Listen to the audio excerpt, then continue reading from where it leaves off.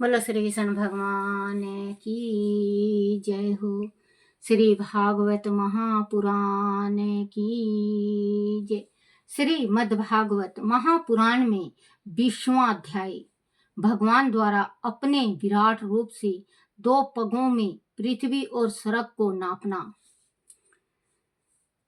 श्री सुखदेव जी ने कहा, राजन, जब कुल गुरु शुक्राचार्य ने दैत्यराज बलि को इस प्रकार समझाया तो राजा बलि ने विनय पूर्वक अपने गुरु शुक्राचार्य से इस प्रकार कहा।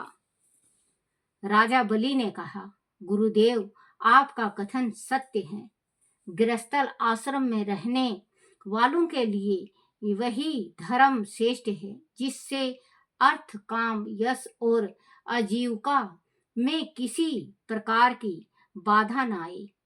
परंतु गुरुदेव, प्रहलाद का पुत्र अपनी प्रतिज्ञा और संकल्प से पीछे नहीं हट सकता। अब धन के लोभी की भांति मैं इस ब्राह्मण से यह कैसे कह दूं कि मैं नहीं दूंगा। इस पृथ्वी का कहना है कि असत्य से बढ़कर कोई अधर्म नहीं है।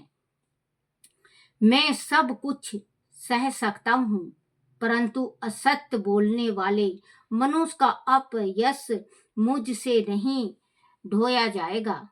मैं नरक से, दरिद्रता से, दारुण दुख से, समुद्र से, अपने राज्य के विनाश से और मृत्यु से भी उतना नहीं डरता जितना कि ब्राह्मणों से प्रतिज्ञा करके उसे धोखा देने से डरता हूँ।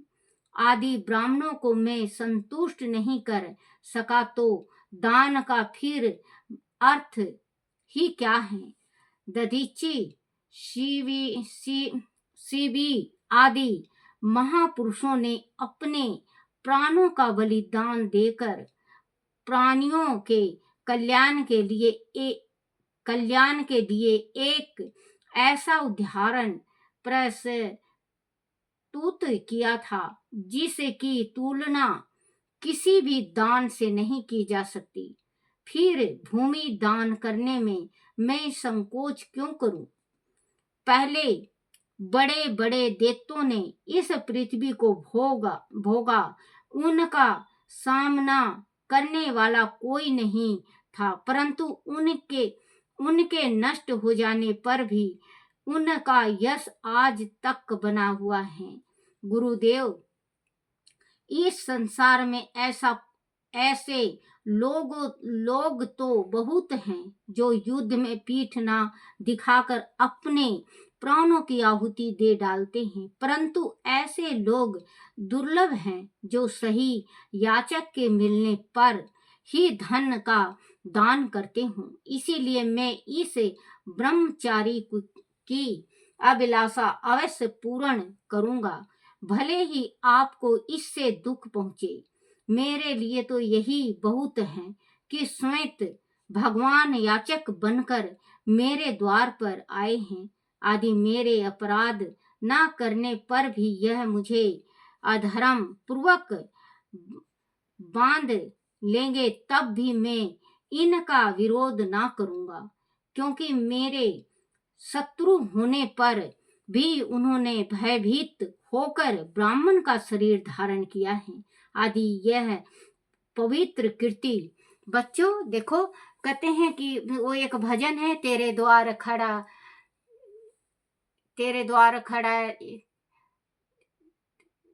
कैसे तो भजन है बच्चों, मैं भूल गई थोड़ा। तो बच्चों, भगवान तेरे द्वार खड़ा, भगवान दे दे रे झोली भर दे रे। तो बच्चों कहते हैं कि भगवान भी उस पवित्र इंसान के पास जाते हैं जिसका दिल शुद्ध है।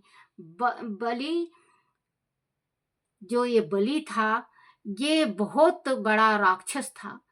लेकिन एक बात ये सोचो कि इसका दो दादा परदादा, जो दादा था परदादा था, ये प्रहलाद, इनमें जितने भी मतलब आए हुए हैं, ये एक ना एक कार्य ऐसा करके गए हैं इस धरती पे जो कि इनका नाम चल रहा है।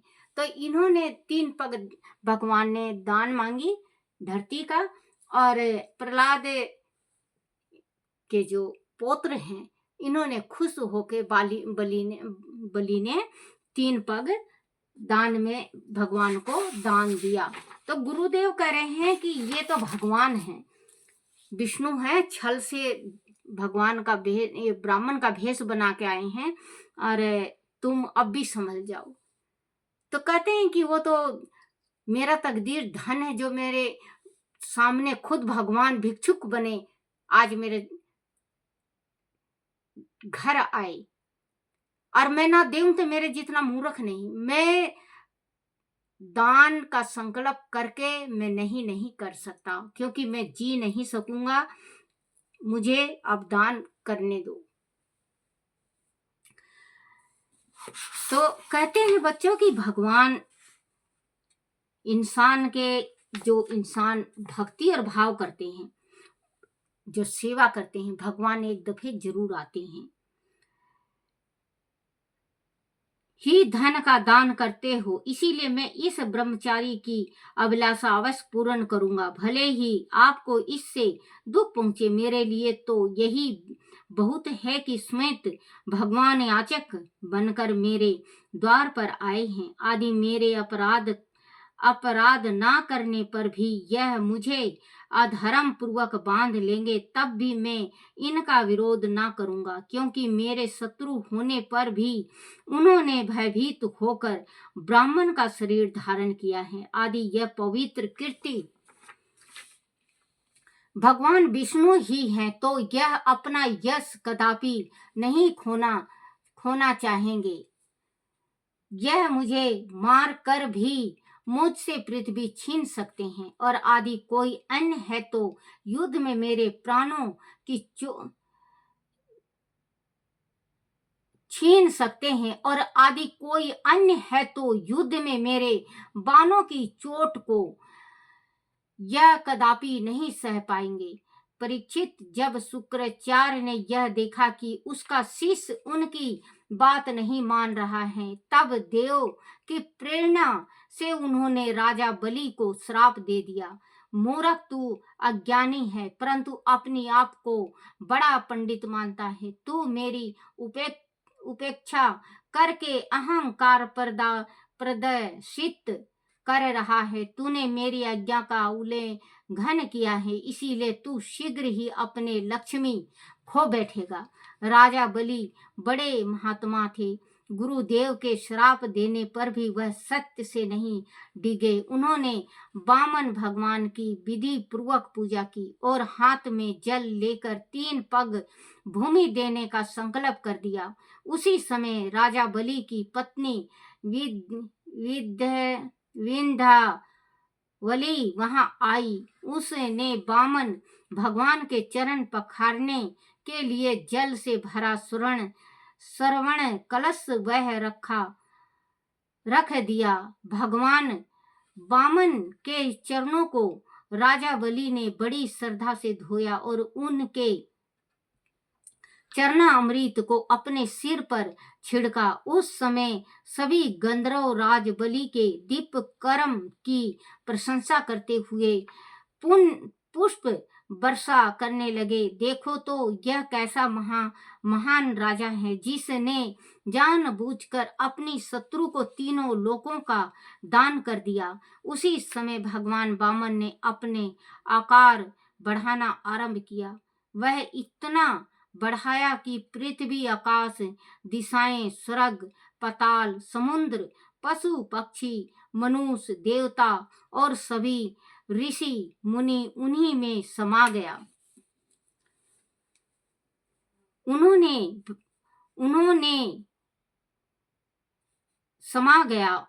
भगवान के गुणात्मक शरीर में 5 भूत इंद्रियों, अंत कारण और समस्त जीवों के साथ उनके व्यवहार को देखा। राजा बलि ने विश्व रूप भगवान के चरणातल में रसातल, चरणों में पृथ्वी, पिंडलियों में पर्वत, घुटनों में पक्षी, जांघों में मारुद गणों को देखा। इसी प्रकार भगवान के वस्त्र में संध्या, गुहा स्थानों में प्रजापति गण, जंघन स्थान में समसत असुर गण, नाभि में आकाश, कोख में सातों समुद्र और वक्षस्थल में नक्षत्र समुद्र को देखा। उन्होंने भगवान के हृदय में धर्म स्थनों में मधुर और सत्य वचन, मन में चंद्रमा, पक्षस्थल पर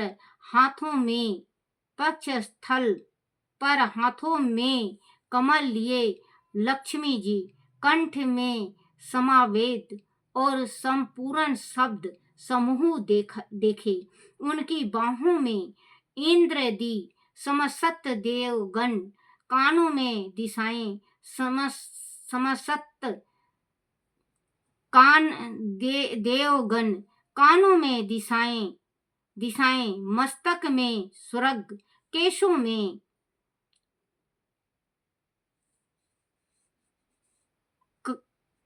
बच्चों, जो भगवान ने 3 पग जब दान ले लिया तो भगवान ने जिस टाइम उनको दर्शन, जिस सब संसार उनके में छा गया, उनके नीचे आ गया, तो बलि ने ये सब कुछ उनके शरीर में देखा। भगवान के हृदय में धर्म, स्तनों में मधुर और सत्य वचन, मन में चंद्रमा, पक्षस्थल पर हाथों में कमल लिए लक्ष्मी जी, कंठ में समावेद और संपूर्ण शब्द समूह देखे। उनकी बाहों में इंद्रियां समसत देवगण, कानों में दिशाएं, मस्तक में स्वर्ग, केशों में मेघमाला, नासिका में आयु, नेत्रों में सूर्य और मुख में अग्नि दिखाई पड़ी। उनकी वाणी में वेद,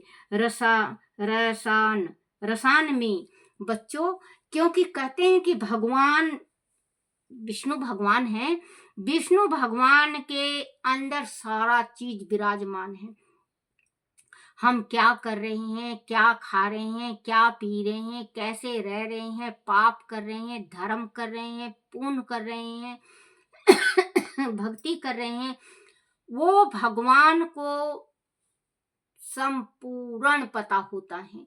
जब भी कहते हैं कि संसार में 100 अरब से भी ज्यादा इंसान की गृहस्थी बस रही है, तो आप ये सोचो कि भगवान तो अकेले हैं, भगवान तो अकेले ही एक ही बंदे को देख सकते हैं, लेकिन भगवान एक नहीं, भगवान उस जैसे 100 करोड़, तो भगवान कम से कम 500 करोड़ के नेत्रों से देखते हैं।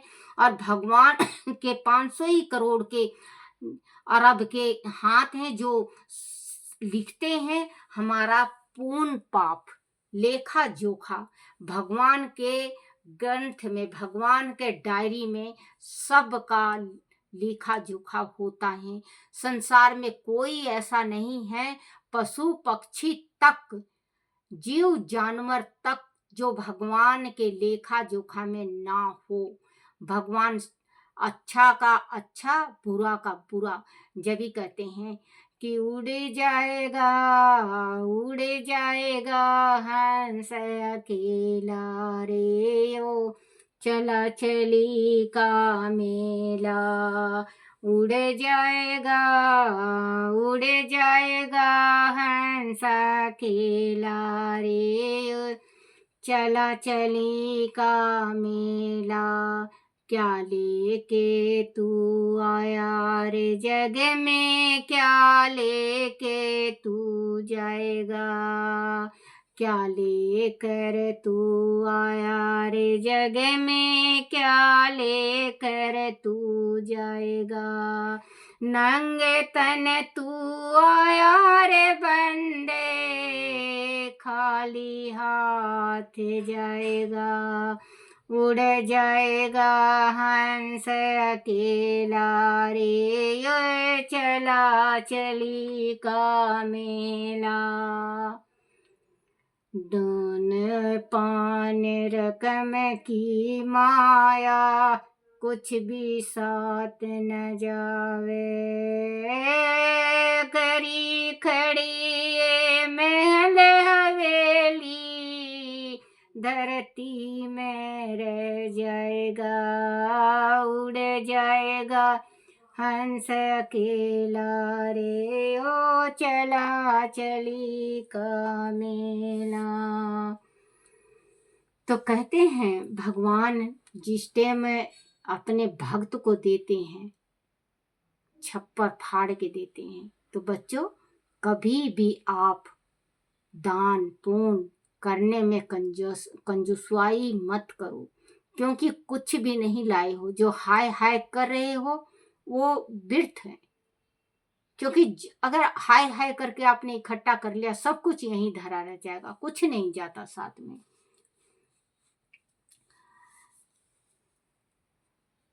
इंद्र दी समस्त देवगण, कानों में दिशाएं, मस्तक में स्वर्ग, केशों में मेघमाला, नासिका में आयु, नेत्रों में सूर्य और मुख में अग्नि दिखाई पड़ी। उनकी वाणी में वेद, रसान में वारुण, भौं में विधि और निषेध, पलकों में दिन रात, ललाट में क्रोध, नीचे होठ में लोभ के दर्शन हुए।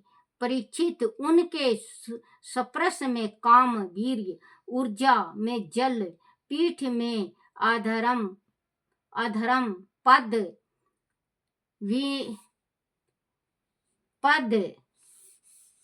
पद विनायस में यज्ञ, छाया में मृत्यु, हंसी में माया और शरीर के रोमों में सभी प्रकार की औषधि थी। नाड़ियों में नदियां, नखों में शिलाएं, बुद्धि में ब्रह्मा, देवता और ऋषि गण दिखाई पड़े। इस प्रकार राजा बलि ने भगवान के विश्व रूप में संपूर्ण चर प्राणियों के दर्शन किए। परीक्षित, सर्वतमा भगवान में संपूर्ण जगत देखकर उनके सब दैत्य अत्यंत भयभीत हो गए। उसी समय भगवान के सभी अस्त्र शस्त्र और दीप प्रसाद वहां एकत्र हो गए। भगवान की अद्भुत शोभा को देखकर सभी उनकी स्तुति करने लगे। उन्होंने अपने एक पग से बलि की सारी पृथ्वी नाप ली, शरीर से आकाश और भुजाओं से सभी दिशाएं घेर ली। दूसरे पग से उन्होंने स्वर्ग को नाप लिया। अब तीसरा पग रखने के लिए उन्होंने इधर उधर देखा तो उन्हें राजा बलि की कोई चीज दिखाई नहीं दी। भगवान का उठा हुआ वह पग ही ऊपर की ओर जाता हुआ महालोक, जन लोक और तप लोक से भी ऊपर सत्यलोक तक पहुंच गया। बोलो श्री कृष्ण भगवान की जय हो। श्री कृष्ण गोविंद हरे मुरारी, हे नाथ नारायण वासुदेवाय, हे नाथ नारायण वासुदेवाय, हे नाथ नारायण वासुदेवाय। बोलो श्री कृष्ण भगवान की जय हो। अपने अपने माता पिता की जय, अपने अपने गुरुदेव महाराज की जय हो। आरती श्री भागवत भगवान की है, आरती पापियों के पाप को है तारती। आरती श्री भागवत भगवान की है आरती। पापियों के पाप को है तारती। बोलो श्री कृष्ण भगवान की जय हो। हे मेरे कन्हैया, हे मेरे बंसी वाले, मेरे से कोई भूल हो जाए, टूटी रह जाए, गलती हो जाए, मुझे क्षमा करना, क्षमा करना, क्षमा करना। बोलो बोलो श्री कृष्ण भगवान की जय। बोलो मद् भागवत महापुराण की जय हो।